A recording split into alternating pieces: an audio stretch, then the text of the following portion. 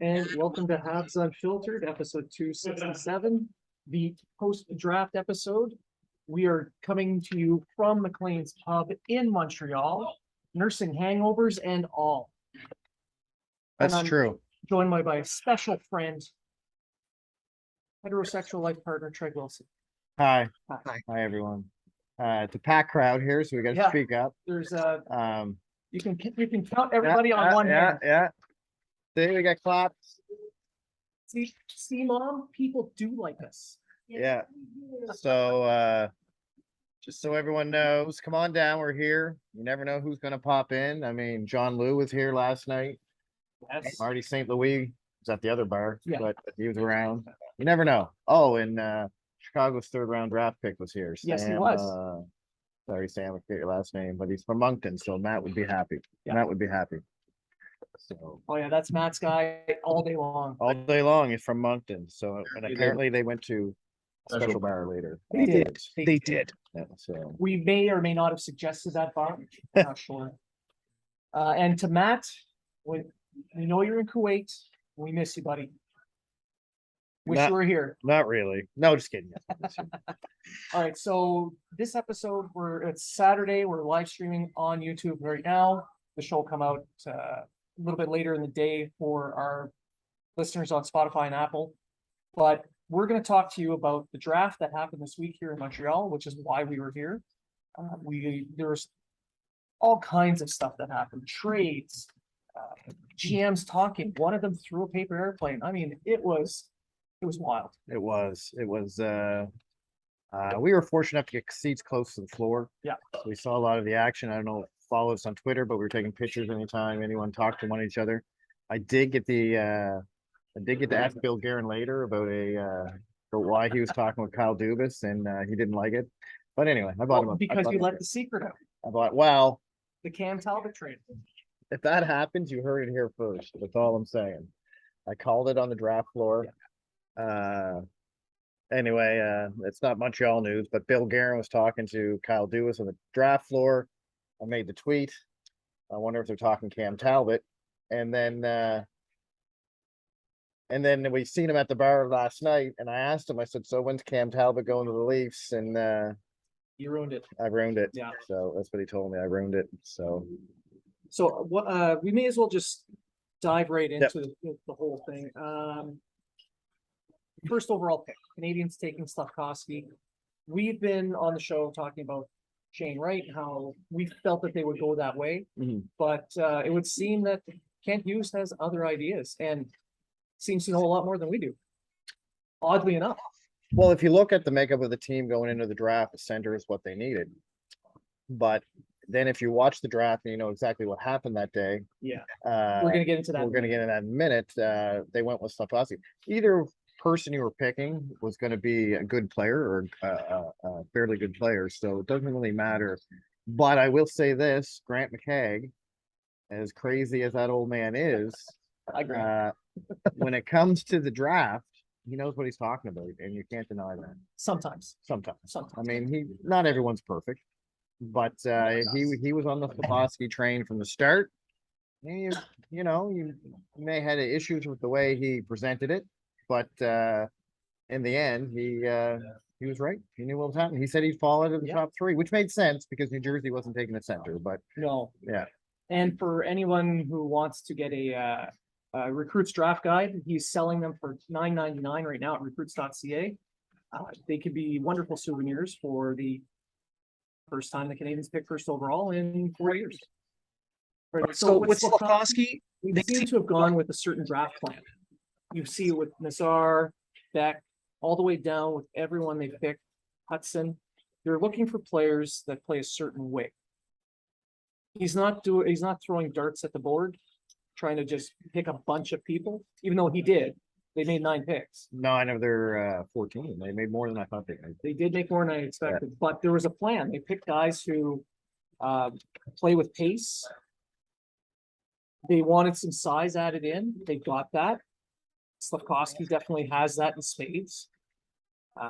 Beck, he's 6 foot 195, but he's going to keep growing a little bit more.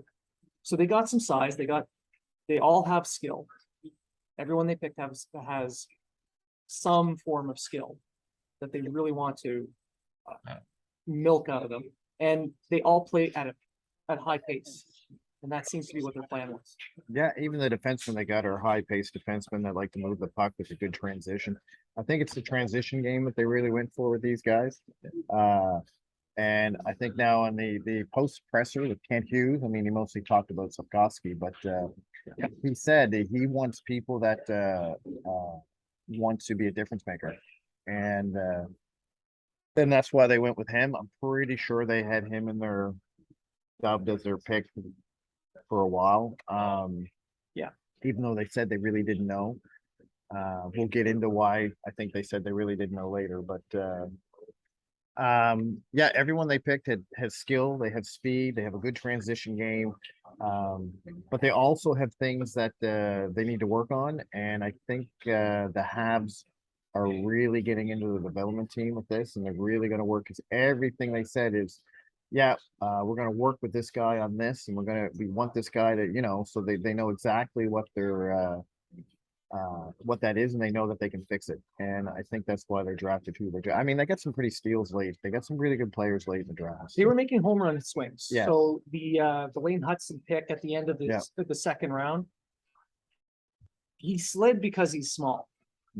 Yeah. He's 5'8", but the kid, when playing with the U.S. national development team, he was maybe their best player on the ice every night, if not every night, almost every night. The only thing holding him back is that he's 5'8". Well, it's a different NHL. Like you can be a small player and succeed. And I mean, we have two of them. One coaches our team and one plays on our team that's working for St. Louis and Caulfield. So the days of let's get that big, like there are uses for a big guy. There are uses. Like don't get me wrong. Like but you don't really have to go if they have the speed and the skill to take over from this lack of skill, then lack of size, then no, most GMs nowadays don't have an issue taking. He'll have a hard time defending against the larger, more skilled opponents who will be able to take advantage of size. But if they can work with them, develop them properly, nothing's to stop him from being a second pairing power play kind of guy. You know what? As long as he's better than Victor Mete, I really don't care. It's impossible. Where's he at now, Victor Mete? Is he even in the league? I think he's a free agent. So he's not in the league. Not in the league. All right, so talked a little bit about the draft picks. I want to go on to Vincent Rohr, the third round pick out of the Ottawa 67s, the winger, the Austrian. Oh, you say his name, Blaine. You're making Vincent Rohr. Yeah, you want me to say his name because you know I can't say it. Yes. Vincent Rohr.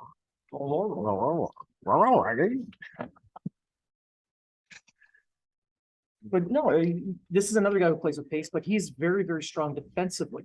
He may not have that offensive skill translate to the NHL, but it's kind of a safe pick in that he's very strong on the defensive side. He may get out-muscled from time to time, but he's very good positionally. And he does keep up playing at a high pace. He's an excellent skater. His edge work is great, and he's good on the transition. Like I said, they drafted for transition because Montreal's biggest weakness is their transition game. And it has been for the entire time under Bergevin, really, think about it. A few years. So they went with that. Now, you're right, it wasn't just throwing darts at a dartboard. They had a plan. They knew the exact type of players they wanted. Didn't matter what position they were. And they covered all their bases. They got wingers, they got centers, they got defensemen. Again, I didn't think they'd have that many picks. I thought they went with what, nine picks? 9 out of the 14. But I thought they'd have 7 or less. I thought they'd trade out. I thought the second day would be a little bit busier in the trade market than it was. Well, they worked the tables and they were talking to pretty much everybody, but it just seemed that just couldn't get a deal done. Well, they had a long conversation with Ron Hextall. We watched that right in front of us. Kent Hughes did. There was a handshake there. There's a handshake. I will say Hextall's last word was okay. Whether he was saying, do you want a hot dog? And he was like, yeah, okay. or Or do you want Carey Price's contract? I was thinking more Jeff Petrie. Okay, But we'll see. I asked Bill Guerin last night if he would take Jeff Petrie off our hands, and he did not say okay. he didn't say no. He didn't say no. He just said, Just said, hey, I'm drinking here. yeah, he just said it. You know, I even bought him a beer, so I'm trying here. I'm trying. But there was a lot of chat. I mean, like I said, Dubas and Guerin were talking. Hughes was on the phone almost the entire draft. Yeah. So there's a lot of interest. I know there's a lot of interest in Anderson. Anderson would fit well in Pittsburgh, especially if they're going to lose Malkin. So, and with the Letang contract, the Malkin thing seems a little bit more realistic. Yes. Malkin, So, he's not sure he's going to have that contract now. Well, I mean, I'm not going to get into the Letang contract. I think it was too long and high for. Whatever, that's on them. That's on Pittsburgh. It's kind of like a Bergevin contract, but anyway. So I just think there's a lot of chatter. Hughes was on his phone the entire time. There's a few times where they're all standing up, looking at stuff and talking about things.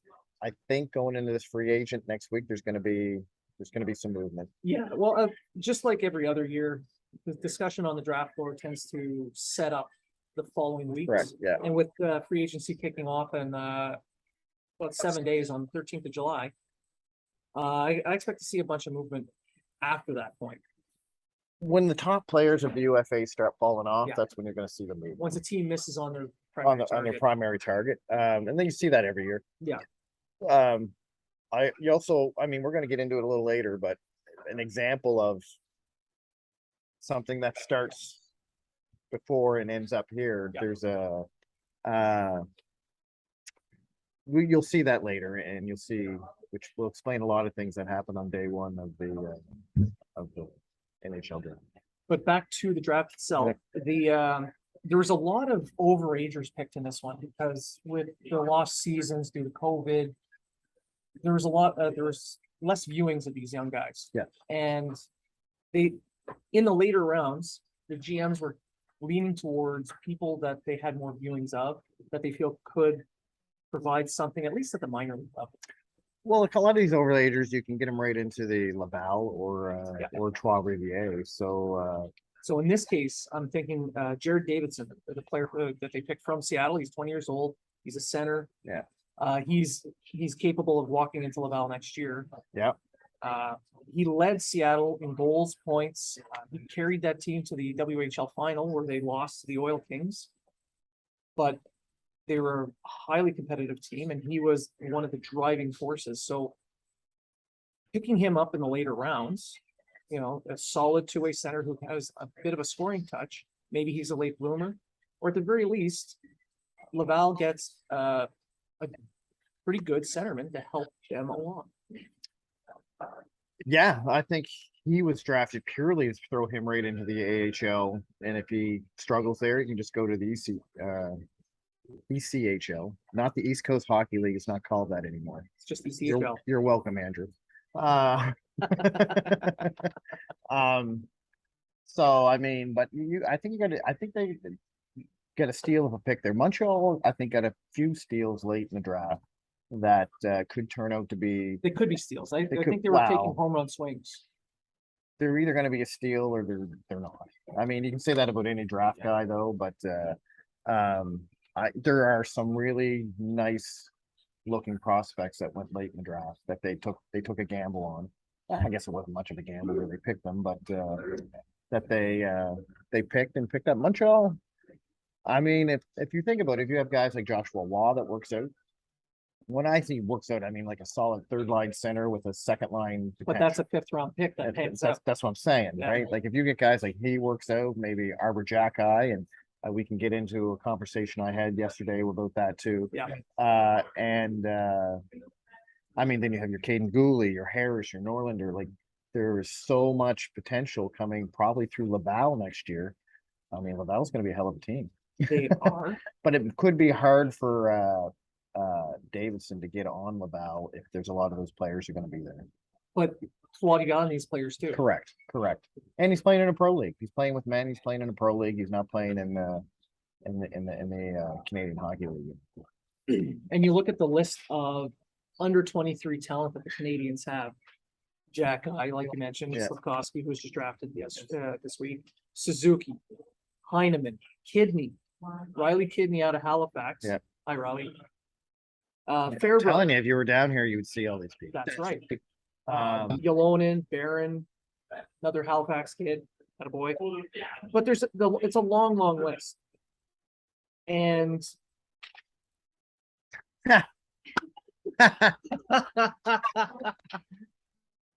no one has accused us of being professional. No, and there's a no. reason. Yeah, I told you use more tape. I used almost all the tape. All right. My side hasn't fell. You vamp, I'll put it back. My side has not fallen. All right, where are we going with this? You're going all these 23 unders that we have, and that they've added to the list. And we're forgetting their other first round pick, the other Slovakian, Mara. So Blaine got it. Look at that. See, Tech on the spot. No, you're talking about Philip Massar. Massar, yeah. Yeah. Mara. That's what I said. He said Mara. Who is Slafkovsky's best friend. Yes, growing up. Growing up, and they played together since they were young kids. There's a picture I think someone put on Sportsnet put on of them when they were 12 Yes. or 9 or something. And the Canadians Twitch channel that they were recording a tour in the dressing room, and Slafkovsky got to see his friend Massar get Well, he picked. heard it. He heard it. He heard his name, and then he lost his shit. He got so excited. So now he's got his childhood best friend is joining him in Montreal for the foreseeable future. Yeah, so good for him. That's good. And I'll be honest, I don't know much about Massar, but Well, you're the prospect draft guy. I'm not. You're a terrible taper.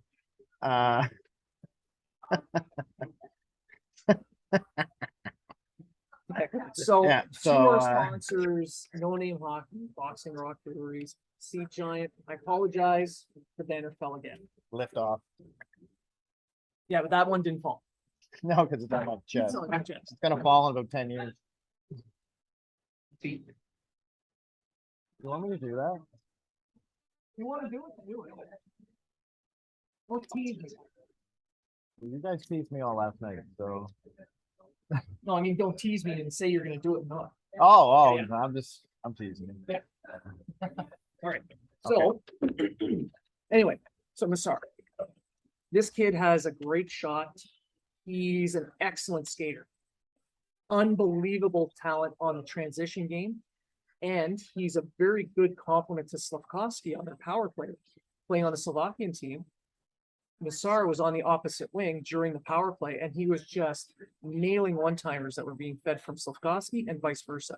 So they have a chemistry, clearly, because they've been friends all their lives. Correct. So it's good they draft. I mean, I don't see Massar making the Habs next year. Or No, he might, but I think out of this group, Slafkovsky is really the only one that has a chance of making the team right away. yes, The rest are 2, 3, 4 year.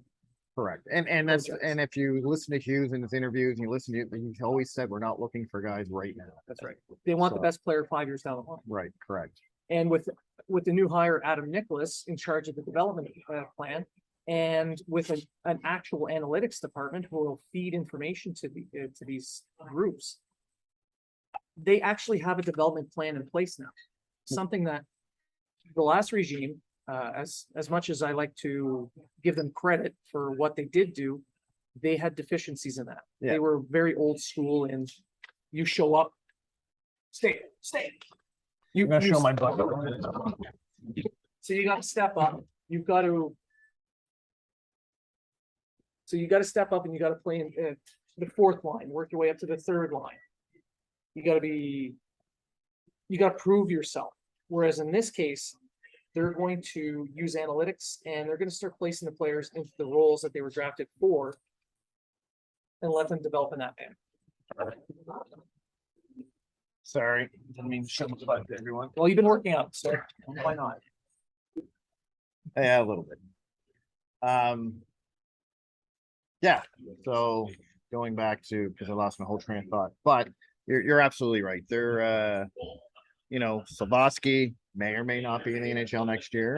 I'm assuming he will be. I'm gonna go with he will be, but the others, some might surprise us. So what we're gonna look at now next year, I don't know if we want to get into this now, we could later, but it'll be up to you, whatever you want. Yeah, we'll get into that All right. after. We're gonna stick with the draft and what happened at the draft. So Okay. we've been talking about the prospects. And in some of the episodes leading up to the draft, we talked about the Canadians possibly trading up. Right. And they took some heat for not trading up, but they did. Haha, it's your fault now.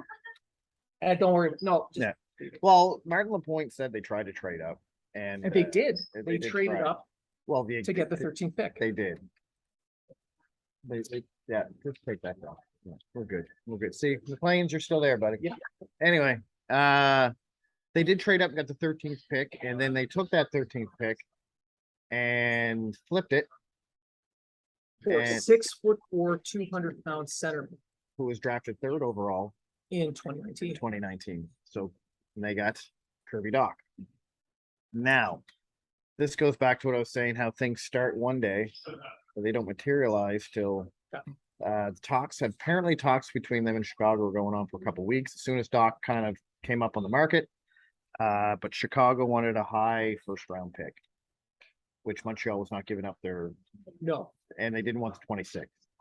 No. So according to Hughes, he tried to get the 13th pick, or he tried to get Dach without giving up a player. But he just couldn't do it. So to get the 13th pick, he had to trade with the Islanders or get a high pick. I'm assuming he talked to a few teams. yeah. But But at the end, it was with the it Islanders. was with the Islanders, and fan favorite and good, solid top 4 defenseman, or will be, Alexander Romanov, got traded to the Islanders. Then that pick was flipped immediately because that trade was already in the books to Chicago. And I would assume Chicago said they wanted, 15 or lower or higher. I'm assuming. Yeah, they something in wanted that a range. higher 1st round pick. They wanted something, maybe a 2nd or 3rd, something not. Yeah. For whatever reason, Chicago's decided to do a full rebuild, and by doing that, They and got- while doing it, they're keeping Taze and Kane while trading away to Brinkat and Dach But I mean, Doc's only 21 years old, so just turned, everyone builds their team on 30-year-olds. of course. But so I don't know. I don't know what their strategy is. I mean, DeBruyne, I think, is a pure money thing, but Well, it worked out. and Kirby Dach's an RFA, so Montreal's still gonna have to sign him. Yeah. But that's another thing, is so was Romanov. So now the money they were putting aside to sign Romanov, they're just gonna put aside to sign. They just Kirby Dach. shifted. And losing Romanov does kind of hurt, but at the same time, his trade it made it possible to trade him because they have Gooley, Harris, Norlinder, Down the line, Struble. Struble, yeah, possibly Struble, possibly who was Struble down in the line. who was in the building during the draft, and it wasn't because he was talking with Montreal, it's because his teammate Jack Hughes was there to the draft. Right. The son of Ken Hughes, Yes. who was kidnapped Bergen. by Mark Bergevin and stolen to LA. He's like, take my job, will you, Hughes? I'm taking your son. And no, Bergevin, I was talking to him, and he did not want to arm wrestle me. No, he ignored you completely. He didn't ignore me Again. completely. Not this time. He didn't run away. No, he just gave you the cold shoulder. And he said hi. I don't remember him seeing it. He looked deep. He looked deeply into my eyes. Sure, Or was that Al McInnes? that was on the case. No, but back to the Romanov trade. The Islanders they're getting themselves good young defensemen. It's the offensive upside for him Yes. that was kind of missing, Yeah. which made him, in a sense, expendable for that top 6 young centerman that the Canadians have always been looking for.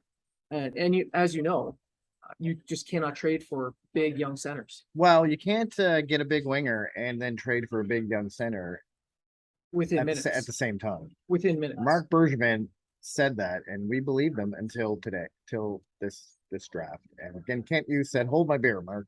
I'm doing both. So Well- within 5 minutes, you got a 6'4" ringer and a 6'4" defenseman within 5 minutes, literally within 5 minutes. Yeah, so the top six for the Canadians just became much larger and more complete, more skillful.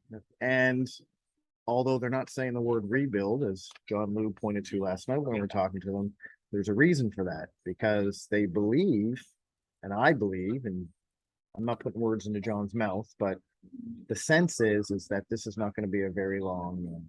No, they're clearly making moves to hasten whatever plan it is they have in place.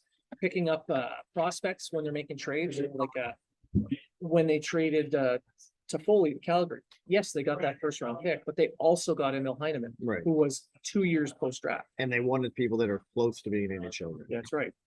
If they make these. So they want those young players available because they wanted to stagger the entry of some of these guys because there's so many prospects.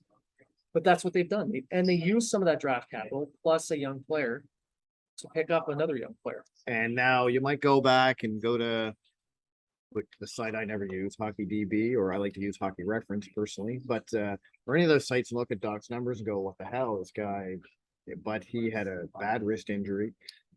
Yeah, if anyone remembers the warm-up game to the 2021 World Junior Championships, he took a cross check in the wrist during a game against the Russians, and it was a dislocated fracture of the wrist. So it's a massive injury. So you can't. I'm not saying you can't blame him, but Well, he was rushed back. yeah, it takes a while to rush back. So look at Jonathan Drouin. He's still having issues with his wrist, but I think Kirby Doc's going to be a good pickup. I think he's going to be a good number 2 center to complement Suzuki. I think everyone's going to be very. The roof went off the building when they announced the trade. Well, when they announced Romanov was traded, it didn't go off the building. It was There was the gasp. and then when they said they flipped that and got Doc, the roof just exploded.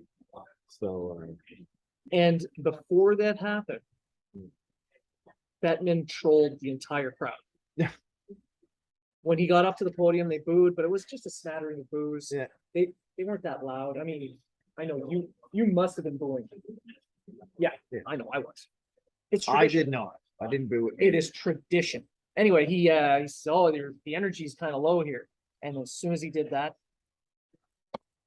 he got the proper response. And then he goes, "There's 2 trades to announce," and then they all- booed and booed and booed. And then he says they both involved Montreal, and then everyone went electric. Oh yeah, there was a silence. He made the first one, the gas, And then the second one, and so I think the fans are happy. And I will say this, from my perspective, there weren't that many boos for Slafkovsky from what I heard. there were some. Now, from the press gallery, again, John mentioned that, he heard some smattering of, because you got the fans on both sides. I don't agree to that, because you're kind of booing someone for doing something and not of his own. He didn't, I'm sorry he was good enough to be picked first and not the guy you wanted. I mean, He got booed on his entry into the building too, along with the red carpet. like, why? I don't- I don't get it. I don't understand. I mean, if you're gonna boo, whether it's a kid or not, it's not his choice. It's out of his hands. So anyway, 5 years from now, if you don't like the pick, then you can say something about it, because we'll know 5 years from now. Well, whether it was a good we've pick. been very vocal here on the show and About- online that we felt that Shane Wright was going to be the pick, but they went a different route. That doesn't mean we hate Slafkovsky. correct. But I mean, we thought we didn't think Wright was gonna be picked because he was better than Slafkovsky. I think he has some better attribute, but he's a center. He's got a higher floor, but a lower ceiling. Correct. But we thought that they needed the center, and that's why they went with them. But they did get their center.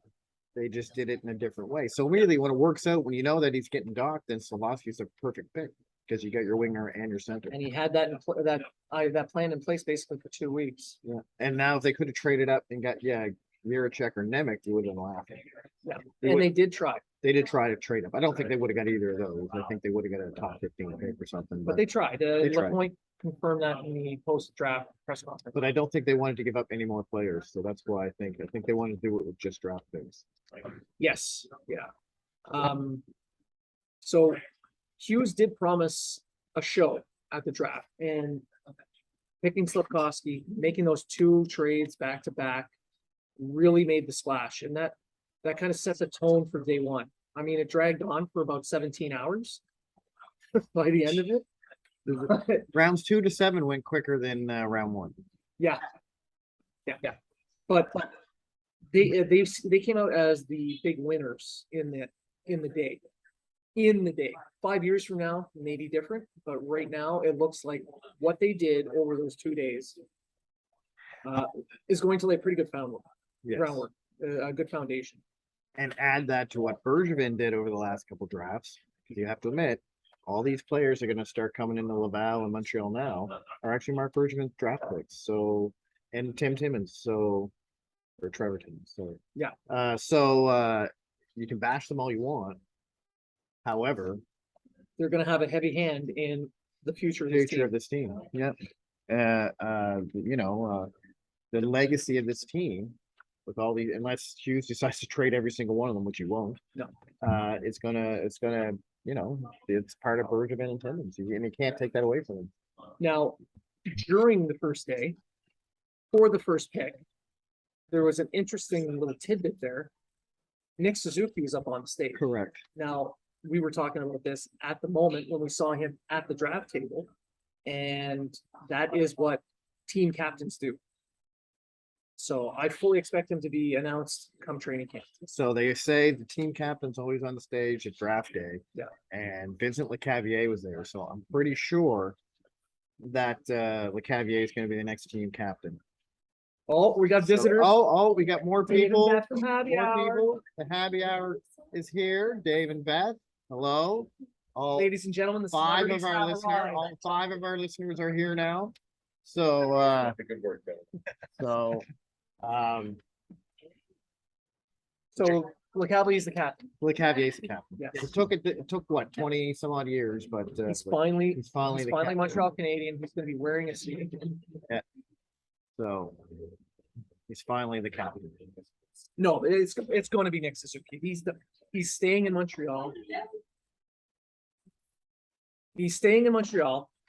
He's doing all the press junkets. He's doing all the appearances, and then he's on stage for what may become one of the most pivotal draft picks for the Canadians for the next 20 years. And he seemed very happy with the pick.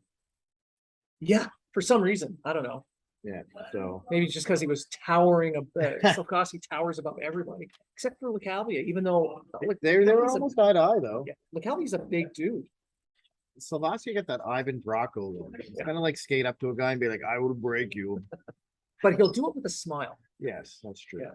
Yes, that's true. And that's what matters. He's happy when he does it. Romanov did it with a smile too. Every time. And I mean, we'll talk about Romanov later about what's going on.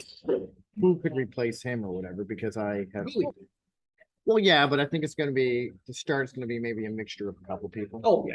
So, I mean, we can get into that now if you want to go, or just want to stay with the draft, or what do you? Yeah, I want to stay with the draft. We'll talk about Romanov in a minute. I want to talk about the Shane Wright death stare, which was absolutely beautiful. I thought it was beautiful, but I thought it was a bit immature. Oh yeah, no. Like 2 other teams passed on you too. I didn't even see you staring down their tables. The face he was making every time a team made a pick, and it wasn't him. I will say this. He did congratulate Slafkovsky, and he did say you deserve it. Yep. You know what I mean? So he was very cordial to Slafkovsky. But he also made it known he wanted to be the number 1 pick. He made it known that he thought he deserved the number 1 pick. If you know the New Jersey Devils, you knew he wasn't going to them because they don't need a center.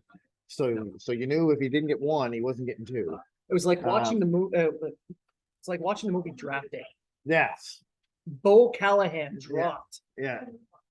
And no one understood why. And it was all because of who they picked first. That's right. But he didn't trade up for number 7 to pick the guy he wanted in the first place. But it was like, I mean, the camera, I didn't see it till later because you couldn't see it on the draft where we were at the draft board, but the camera, he did have that look on his face, like, wait a minute here. Not once, but twice. Why? And then when Logan Cooley got drafted, he was kind of, but you can look at it two ways. You can look at it, good for him. He's a guy that wants to, you know, how dare you? I worked hard for that. I'm gonna whatever. He's very Or passionate. very passionate. Or you can look at it like I did, and I think that was quite immature. Like Almost like it was, he felt entitled. correct. Now Slafkovsky said before the draft in interviews that he didn't care where he got drafted, right? He just wanted to prove to everyone he was going to be the best draft pick in the draft. And to me, that says, listen, I'll be happy with whatever team takes me, wherever I get drafted. It's not about where I'm drafted. It's about who I am as a player and how good I am. And to me, that's I'd rather have someone like that. And nothing against Shane Wright. I don't think Shane Wright's an evil. No, and he's going to be a Whatever. very good player I for think Seattle. that he's going to be a very good player for Seattle. But I think maybe that had a bit to play in Montreal's decision. Well, I mean, that happened after, so they probably saw something in him that he confirmed. Yeah, And that death stare he gave after not once, twice. twice. He stopped the death stare so they could take his draft picture, and then he stared them down again. Yeah. Maybe once, just do that. No, like, why even bother? I don't. Ah, I don't. Like, I didn't see him stare down New Jersey or Arizona. no. And what was the one thing Hughes mentioned was the main characteristic that they were going to be looking for in the first overall pick once they won the lottery? Character. So all the meetings with these guys, they saw something in Slafkovsky that they did not see in Shane Wright. And that And they gave knew them they were their pick. getting Kirby Doc, so like we don't really need Yeah, Shane Wright anymore. It's so, not a pivotal need. yeah. So we need that big winger, but we'll see. They gonna be lots going on in Havland in the next few weeks. Now you want to talk about Roma. Well, it's not so much about Romanov I want to talk about. So Romanov is now gone, and I hate to see And you him guys go. can come in and talk too if you want. Yeah, yeah. Beth and Dave and Jenny and Danielle and Natalie and And all the other people that are and here. and the serving staff, the Serving staff, bartender, the bartender, the guy who lives here. Marty St. Louis just left, so he was like, I can't talk to you guys anymore. So As soon as we walked in, he went, Yeah. and then oh, yeah, not these guys again. Bill Guerin's afraid I'm gonna ask him more questions about who he's trading. So Get a few more beers last night. I did buy him a beer. and it's a good thing I wrote down that name for I know. Minnesota. So I'll share that with you.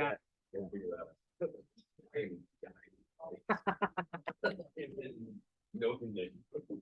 Dave Auger from Yeah. Happy Hours having himself Yeah. a moment. Dave Auger, Habs Unfiltered broke him. Three straight days I have on the break.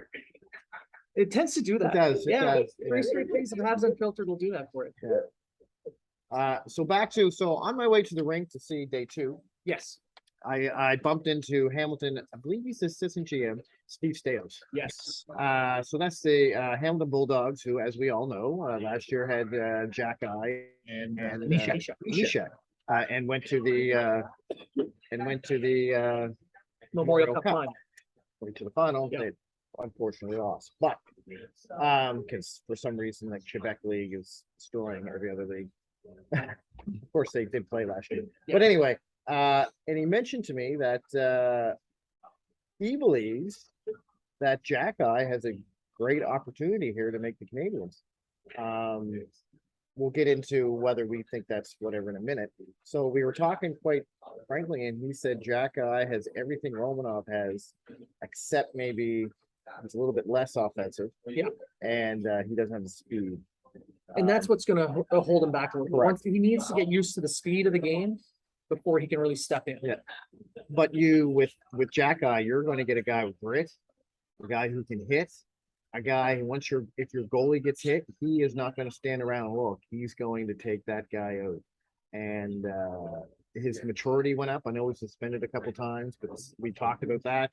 Stales said is actually might see Stales might come on the show in the future, but He said his maturity went way up. He listens. He's not one of those guys that, he goes out there and does whatever you need him to do. And he doesn't, he plays mean, not just physical, but mean. Yeah, he's like a throwback to a big 90s defenseman, Yes, with a little bit more skill than say that big 90s defenseman. we're hoping. We're hoping. So we can see why Bergevin picked him. But hopefully he can add. I mean, I personally think Caden Gooley is going to be the guy that's going to slowly replace Romanov. And you're not going to have the two of them on the team at the same time, so it'll be interesting to see. I mean, we can get into that later too. It's going to be interesting to see what's going to happen there. We can do that for sure. Yeah, that's a whole other Yeah, show. yeah. But now that the draft is done, we've talked about the players, we've talked a little bit about the trade. There was a lot of talk on the draft board that's, I think, is setting up for the free agency period that's coming. Now, we mentioned it early in the show that things are going to open up as soon as the first free agents start to sign and teams lose out on the guy they want. Calls are going to start coming in. Now, there were specific with Hughes. He had specific long conversations with Pittsburgh, with Dallas, St. Louis, and Minnesota. So we're not sure what he's getting set up or what he's trying to queue up. But just like with the Doc trade that he had on the burner for a couple of weeks, he's playing a game somewhere. Well, we all know that Petrie's kind of on the market, not kind of on the market. No, he's totally on the market. He is. Jake Allen seems to be on the market now. Yeah, Kevin Weeks. Yeah. Friend of the said, show, Kevin Weeks. Ottawa, Buffalo, and somebody else. Get the third team. Ottawa, New Buffalo, Jersey. New Jersey. New Jersey. They all, they all showed interest. Now, I think New Jersey's now out. Yeah. Because they just picked up. What did they just pick? They just got a goalie. I can't remember. Anyway, they just got a goalie. I can't. Oh, Vedek from Washington. Yes. Veritek or whatever Yeah. his name is. Vidicek. So they just got Vidicek from Washington, and they still do have Mackenzie Blackwood, although I think Mackenzie Blackwood is soon out the door. But Jake Allen's going to be. It's going to all depend on Carey Price. Yes. So we'll look into that maybe a little bit farther down the road. Because if they trade Allen and Carey Price can't play, the only signed goalie we have left is Caden Greenwood. Yeah. Now I want to take a moment out of the show. I want to thank McLean's Pub for hosting us and to Jägermeister for the swag that we're going to be giving away today. So thank you, Jägermeister. Dave, one for you. For Beth. And You'll reach my college before. Natalie, did you get one? No. Oh, you're gonna get a t-shirt now. Oh, no, that's way too big. Just like me, very soft. Cushy. I prefer the term cushy. Cushy. Dave's Oh, broken. there we go. Oh, sorry. So again, thank you to McLean's Pub and to Jägermeister for the swag to give away. Yes. So if you're not down here yet, we're still gonna be around a little bit even after the show. If you want some swag, we have some Habs Unfiltered stuff for sale. And Which Danielle bought a shirt from us there. She has a shirt there, and I'm sure she'll model it later. And I want to make it clear Um, that all proceeds from our merchandise sales, hats, t-shirts, whatever, 100% of that money goes to Vets Canada. That's correct. Because the three of us are veterans, I guess. Yes, we are. So Technically, we are. technically we're veterans. We're not out yet, but we're still veterans. We all have shrapnel in us from somewhere. Not anymore. They took mine out. So that all goes to that. So that's a good cause. So if you want to come down and get a shirt, they're only $75. And if you don't want the shirt, Kidding. that's fine. Kidding, it's $20. If you don't want the shirt, that's fine. Just go to vetscanada.ca and donate if you want. Not blood. No, money. They want money. They need the money. Now back to the show. I forgot we were doing show. We were talking about Petrie and the interest in Allen. Anderson gathered a ton of interest. It seems like every team wants Anderson, even though A according, 6'4" power winger. well, that brings up another conversation. How safe is Anderson on the team if Slafkovsky's there now? So say Slafkovsky turns out next year and has a great rookie season and he does whatever.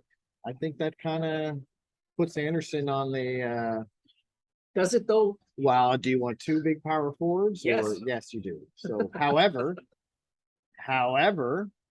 if like Hughes has always said, he's not on the block, but if something knocks my socks off. Yeah. So if they can get something better to improve the team, then Anderson's gone. And I don't understand why he's so popular because analytically, apparently he's terrible. But analytics do not take into account the intimidation factor. They don't take into account a lot of things. Now, with this was a very interesting conversation that we had this week with some people from Elite Prospects who were discussing the analytics side and how players are being tracked with GPS and chips now. And I asked if this is going to be something that they can use to start kind of finding some kind of numerical representation of the space that's created by players like this, the intimidation where players kind of hurt the seas, so to speak, and he creates openings for his team, his line mates. This is where analytics are going to start going to. Well, this is future analytics. They're kind of putting the eye test together with the analytics. Have your eye test, then go look at the analytics, see if they Yeah. match your eye test. And if they do, great. If they don't, watch again. Yeah. Yeah. But this is something where these intangibles are starting, it's possible now to start putting a number to that intangible. And that's where Anderson really shines. It's that finishing his checks, especially in the playoffs, when you got a 6'4", 240-pound guy coming at you every shift. Finishing his check every shift. You're going to be intimidated. Exactly. And But now you get two of them back to back. plus a 6'4" center to go with them. What's Toronto going to do against Montreal with all those big guys? Lose in the first round again? No, they might not make it. Actually, I will say this: it's going to be a shift in the Atlantic Division. You're going to see teams like Buffalo, Detroit, Montreal all start being the top teams in the division. With got teams like Tampa, Florida, and Toronto. They're going to start to weed away. I think Toronto got at max a 2-year window. I think the window's closed. Could be if they don't get a goalie. And it's not because they didn't have a good team. It's because they screwed up their cap. And I'm here Kyle for it. Dubas is a cap genius. Just ask any Leafs fan. Did you see how he got rid of that bad contract he signed? Right. Give away on that first, Hey! somebody- He had to give away a first to make it happen. Remember But- Patrick Marleau had to give away a first to make it happen. But the good news in that, the Leafs finally made the second round. That's right. They got out of the first round and into the second round by trading the first round pick and picking up a second But round. they got into the second round for the first time in 18 years. I believe the last time they won, everybody who was being picked in this draft was just born. Yes. Play the classics. Play the classics. Got to know your audience. There's no Leaf fans here. And if they are, they're probably out cheering that they gave up a first round pick to drop a contract. That was signed in the first place. Yeah. Um, Back to back to the Canadiens. and Anderson. And Anderson and anyone else. Yeah, I just think you're going to see a lot of movement. I think I do believe Allen and Petrie will be traded. Yeah. I do believe there may be another winger or two traded. Maybe someone like a Paul Byron or I'm getting the death stare from Beth now. I don't see Byron being traded I only because only said that because Beth's here. he's always injured. that's right. He's got the injury, but he's also an assistant captain on the team. He's in the last year of his contract, so it's highly plausible.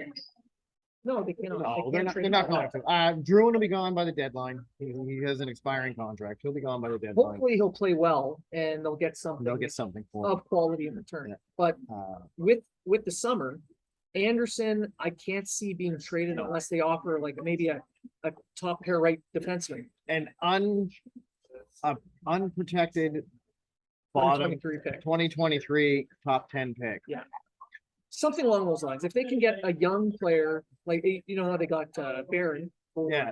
Lehkonen, if they can get a young guy who's trending towards becoming a top pair defenseman, then sure. Yeah. You trade Anderson to the team that needs him to finish it off, to get into that cup window. But I can't see a team wanting to do that. So Anderson's staying until they can get I totally agree. full value. Allen on the other hand, Petrie on the other hand. Now they're not. Hughes is not going to make a trade Just to make a just trade. to make a trade. No, He said that many times. So maybe Petrie won't go, but I do believe Petrie's going to go. yes. There's too much chatter on the field. Something's going to happen. And my money is on Dallas or Pittsburgh. Because those are the two teams he spent the most time talking to. Well, Dallas could go after Allen, and Pittsburgh after Or Pittsburgh after Petrie. that. I don't know. Well, they get Tristan Jerry. They do, but they need. Teams need stuff. Yeah. Canadians have stuff. But the Habs want stuff. It's So all about stuff. when you get the stuff you want for the stuff you got, then you swap stuff. It's all about stuff. Stuff it. Stuff it. Get it stuffed. And Dave is stuffing his face right now That's right. And, with the wonderful food here at McLean's Pub. and it looks like Beth brought a present for Blaine. Oh, they didn't. That's what I just said for Blaine. It's my present. Blaine's present. Question pop. Is there an uncomfortable bedroom? Okay, so Dave, for anyone who didn't hear that, he was asking, Dave from Habia is asking, is there an untouchable veteran? Do you feel that there is an untouchable veteran An untouchable veteran? on the Canadians? I do not. I believe if Kent Hughes gets the right offer for anyone, if I was going to say anyone, I'd say Gallagher. See, that's what I was. That if I was going to say anyone, I'd say him. But I do believe if he got say if Gallagher has a bounce back season this season, which They fully I expect. think he will. Yeah. He's going to be healthy. We got some insight last night with some people we were talking to about Gallagher. I think he will have a bounce back season. Whether it's 30 goals again, I don't know, but at least 20. You know, he's going to get his 20. But he's definitely going to be more of the More, yeah. Gallagher that we all know and love. Yeah. And the So rest of the league hates. you never know. Maybe someone from the league comes by and says, you know what, we like Gallagher. We have the room for his contract. You know, he's going to be a good fit for us. We're trying for the cup. You're not. We'll take that and we'll offer you this. And I can't see Hughes saying, depending on the offer. But to me, I would say if there is one, it's Gallagher. But knowing the way Hughes operates, if the right offer comes Yeah. along, he's not afraid to move I anybody. think the only untouchables are the young guys. And now Veronica from Happy Hour. Oh my God, it's getting Well- crowded in here. Everyone watch where you're going. Careful, there's not enough chairs. Yeah, yeah, we're running a room here. There's only 50 empty tables. So, There's only 51 tables. hello. Hi, Veronica from Welcome. Happy Hours. So the whole Happy Hour team is here. It's almost like a crossover without being a crossover. Oh. I mean, if you guys grab some chairs, but so staying with the trades and the veterans, kind of going towards the free agency side, the Canadians still need to fill their roster out, and they're not just going to throw a bunch of kids in. So they need to have a couple of veterans, which is why they're not going to trade them all. But I'm expecting a couple of signings. I'm expecting a couple small signings, Yes, but in order to do that, someone has to go. yeah. So once Malkin signs with the Canadians, No, don't count. And oh, Cro- and Phil Kessel, and then Crosby demands the trade to be with his buddy Malkin and play on his childhood team. 'Cause for he- puts in a 7th round pick, And we will see the pictures of him in his pajamas, Canadians pajamas. which he has. By the way, Sidney Crosby's father, Troy, was drafted by the Montreal Canadiens in 1979. Oh, and I'd like to as a extend, goaltender. I'd like to extend a congratulations to Sidney Crosby on his recent wedding. Yes, Yes, yes. good for you, Sid.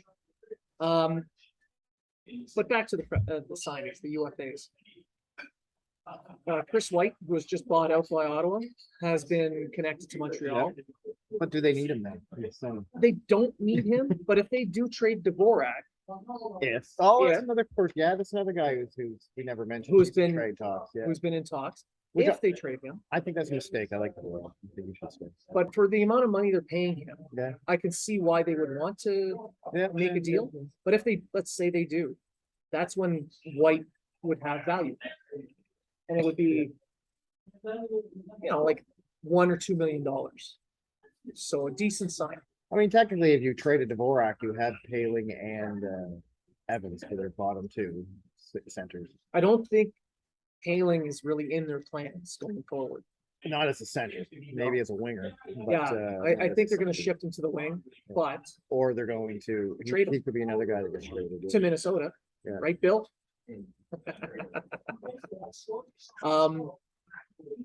But another guy that I'm thinking they may have interest in is Mike Stone, Oh, right-hander from the Calgary. right-hander from Calgary.